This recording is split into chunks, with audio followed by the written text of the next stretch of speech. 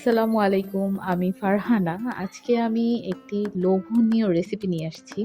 সেটা হচ্ছে লইট্টা শুটকির ভুনা।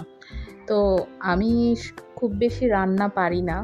এটা আমার ফার্স্ট টাইম ছিল। আম্মু কখনোই আমাকে রান্না-টান্না করতে দেয় নাই। তাই আমি কাঁচা হাতে যা পারি চেষ্টা করেছি একটু ভালোভাবে করার।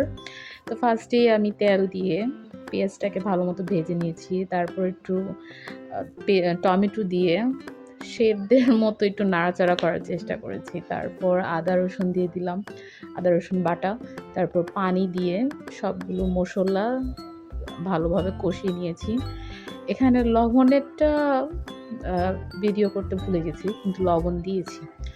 তারপর সবকিছু দেওয়ার পর খুব ভালোভাবে মসলাটাকে কষানোর পর এটার মধ্যে আমি রসুনের ছোট কোয়া দিয়ে দিয়েছি কেটে, যাতে ভুনাটা একটু বেশি মজা হয় বা একটু টেস্টটা একটু ডিফারেন্ট হয়।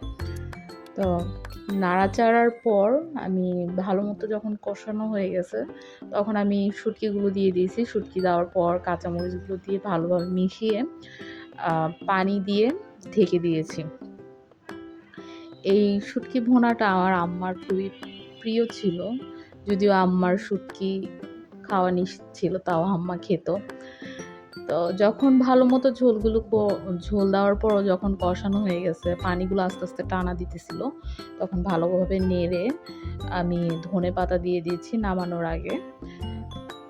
আর আমি তেমন ভালো রান্না পারি না। তাই যদি কোনো ভুল ত্রুটি হয়ে থাকে সবাই ক্ষমা দৃষ্টিতে দেখবেন। আল্লাহ হাফেজ। আসসালামু আলাইকুম।